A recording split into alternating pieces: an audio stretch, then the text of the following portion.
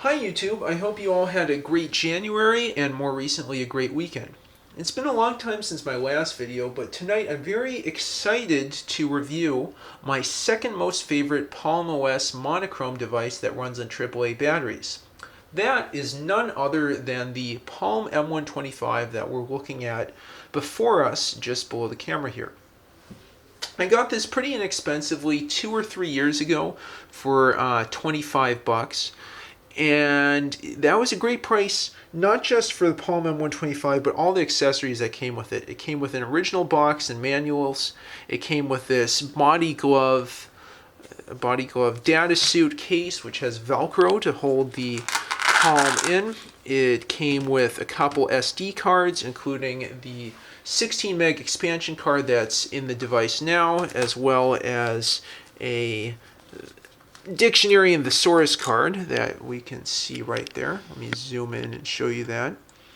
So $25 for all that. It was really a very, very good deal, and I was happy to get it. And since I talked about SD cards, I think that's really the number one feature of this amongst Palm devices, especially those made by my Palm itself, that are monochrome and run on AAA batteries. You can use removable non-volatile storage with this, which you couldn't with, say, a Palm 3. Thus, this represents a big advance over the likes of the Palm 5 and the Palm 3, earlier Palms that required syncing to a PC in order to transfer new programs and transfer data back and forth in general. Like previous Palms, it has infrared port there on the top, and then the stylus on the left hand side, and also a port on the bottom for syncing with a PC. That isn't, stuff that's too unique to this though. Anyway, so going back to the other features of this, I was very happy to get a Palm M125 that has an unbroken flip cover, which has several different uses. I mean, the obvious one is it protects the screen from getting scratched when it's in storage or say it's in your shirt pocket. But you'll notice it also has this little window here and this little gap for the up button. What that lets you do, those two things let you do, is use this as a digital clock when it is covered. So all you have to do is press the up button, and then for a few seconds you'll see the current time and date right through that window. Kind of gimmicky, kind of nifty. Anyway, so that said, I'll go ahead and flip this up, detach the Palm from my case here, and we'll see what programs we have on our 16 meg SD card there. Let me zoom in a little bit so you can see it. Okay, so I'll go ahead and put the SD card back in. Oops, not like that, like this. And it'll click in, and we'll get a little beep of acknowledgement. Okay, so we see, I'll show the programs on the SD card and then talk a little bit more about the specifications and other things I really like about this device. Let's see if I can zoom in. Yeah, that's the furthest I can zoom in. Okay, so you can see I have a bunch of games installed on there. I also have FileZ, which is a file manager. I have Free42, that's a really excellent HP42 emulator, simulator. And since I bring that up, one nice thing to point out about this relative to other monochrome Palms is while this does run on a 68K processor, so not the fastest, it has the fastest amongst the 68K processors you could get on a monochrome Palm. It has a 33 MHz Dragonball VZ processor, which is substantially faster than the 16 MHz, I think, easy that you'd find in a Palm 5 or a Palm 3, which means you can run your HP42 programs way faster than you could on those devices. And there's still plenty of software you can run. This has Palm OS 4.0.1 or maybe 4.1 depending on when this model was made. This was first released September 2001. And the major advances I understand of Palm OS 4 was one, having the ability to use non-volatile storage, and two, Notepad. So let me go to the main default applications on ROM and show you what those include. We have address, as you can see on the button here. We have calculator, card information, a clock, datebook, graffiti, hotsync, memo pad, Notepad. You can see the Notepad button here, to-do list, and then date book. There's probably a few others. Yeah, security, I guess, if you want to password protect this. It's really interesting. I mean, a general comment about Palm OS, it runs on 68K processors. It's very much a GUI touch-based interface, and it's kind of reminiscent of Mac OS. And another thing about Palm OS to mention that not all of you may remember is you would enter in letters and numbers not by using a touch keyboard like you would on current smartphones, but through graffiti. And an additional feature of this little flip cover that you didn't see from the outside is this graffiti shortcut sticker. This is a little cheat sheets for whoever's using this to remember the different stylus strokes for different letters and numbers that my cat really enjoys.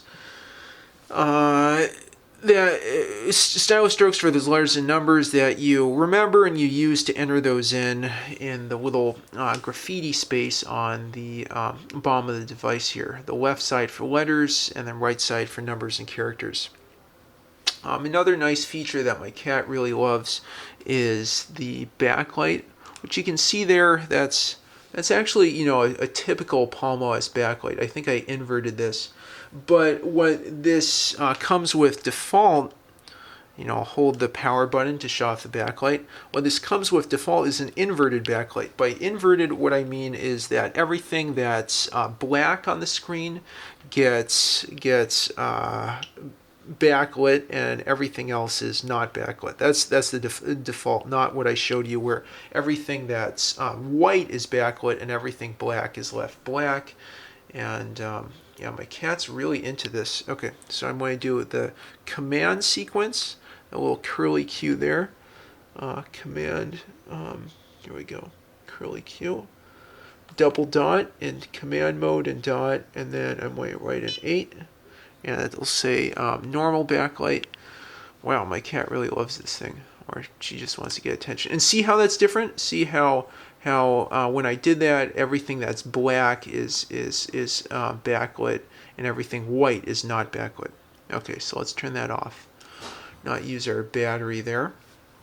Anyway, so those are some features of the Palm M125, and I talked a bit about why I like this so much. It is a 160 by 160 pixel display, whereas you get 320 by 320, I think 16 shades of gray instead of 4 shades of gray with the Clie SL10. I think that makes that a bit more impressive. Plus, you have a mini USB port, but still, I mean, I think the M125, oops. Didn't want to do that. I just want to turn it off.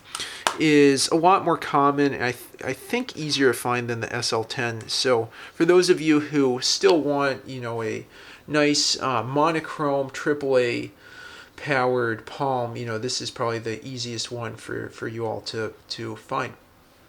Anyway, I hope you enjoyed that video. Thanks so much for watching. I'm planning to do a lot more Palm videos in the future. Hopefully I won't be as busy this month. I want to review other Palms that I have, like the Palm TX, which is the behemoth flagship crown jewel of Palms in this type of form factor without a dedicated keyboard.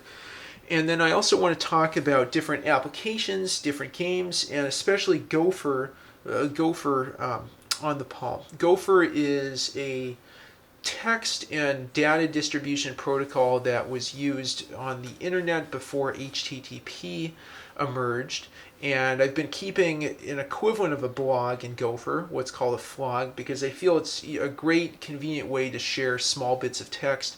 And I mean, I like old computers, and Gopher will run on anything. You know, Gopher would run on a washing machine. I kid with you, but and even older computers can display text with a Gopher protocol quite readily. So I think I'll do a special episode on that. And then one last thing, and one topic that's near and dear to my heart is different ways of entering information into computers. So I'm hoping to have a demonstration of some complementary programs to graffiti. My cat again is getting very excited about this. T9 based entry program that's complementary to that you can use instead of graffiti, and then something that pairs well with graffiti. CIC word complete, which will take the first few letters you type and predict a word, and you can imagine with all those stylus strokes, that's very helpful for entering text into your palm. Anyway, I hope you enjoyed the video. Please leave your comments down below, maybe your memories of using a Palm M125 or other thoughts you have, and like and subscribe as always.